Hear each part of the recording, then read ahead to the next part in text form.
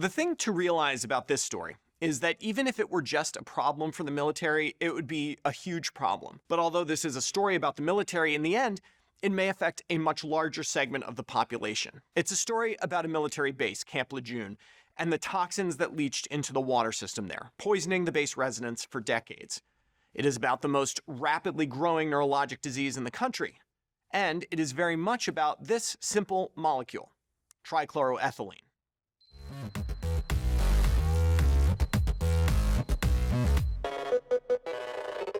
Trichloroethylene was first synthesized in 1864 and quickly became a sensation as an early anesthetic. Less toxic to the liver than chloroform and less volatile than highly flammable ether, the substance was used routinely for nearly 100 years until halothane hit the market as a superior anesthetic. But TCE remained useful in multiple industries thanks to the fact that it was a powerful organic solvent.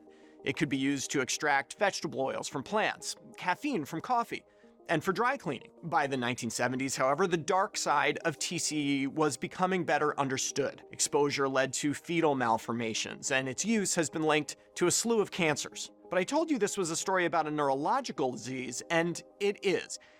Expose a mouse to TCE, and neurons in the substantia nigra of their brain start to deteriorate. This is the very area that is affected in human Parkinson's disease. But until now, it wasn't entirely clear whether TCE exposure could cause Parkinson's disease in humans. The groundwater at Camp Lejeune in Jacksonville, North Carolina, was extensively contaminated with TCE from 1953 to 1987. The EPA sets the allowable level of TCE in drinking water at 5 micrograms per liter. The water servicemen and women at Camp Lejeune drank, washed, and cooked with had levels of 366 micrograms per liter, more than 70 times higher. Exposure for individual service members was limited a bit by the time spent on the base, a median of 25 months. Would that be enough to lead to Parkinson's disease in the future? Researchers led by Samuel Goldman at the Veteran Affairs Medical Center in San Francisco led the analysis appearing in JAMA Neurology. They identified 84,824 individuals who spent more than 3 months at Camp Lejeune during the contamination period and received follow-up care at the VA over the next 4 to 5 decades. As a control group, they identified 73,298 individuals who spent that time at Camp Pendleton in California. Not surprisingly, these groups were predominantly male and mostly enlisted men and women. They were young as well, just 20 years old or so, when they were spending time at the camps. Diagnoses of Parkinson's disease were initially made by diagnosis codes, then validated by direct examination of medical records. In that way, 279 cases of PD were found from those who were at Camp Lejeune and 151 at Camp Pendleton. After adjustment for age, sex, race, and ethnicity, that translated to a 70% higher risk of Parkinson's disease for those who trained at Camp Lejeune compared to Camp Pendleton. A fairly damning result. But I can't really discuss this study without talking about the problem of detection bias. Detection bias is what occurs when you look harder for something in one group than another, leading to the illusion that that thing is more common in that group, when in reality you just missed cases in the other group. In 2017, the VA added service at Camp Lejeune to its list of service-connected conditions, making those from Camp Lejeune eligible for VA healthcare.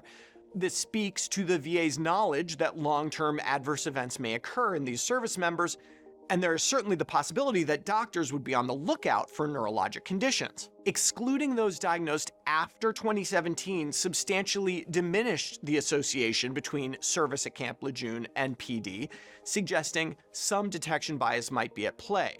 That said, if detection bias were the sole reason for the finding, you'd expect to see higher rates of other neurologic conditions in those from Camp Lejeune as well, but there's no difference in the rates of progressive supranuclear palsy, corticobasal degeneration, or multiple system atrophy.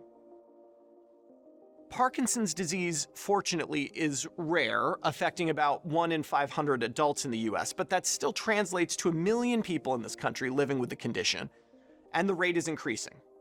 TCE exposure may not be rare, with the EPA noting that up to 18% of drinking water samples in the US test over the limit for TCE. Ray Dorsey, a leading Parkinson's disease researcher, says PD is largely a human-made disease caused by exposure to toxins and pollutants, and as such, it's a disease that can be ended by us as well.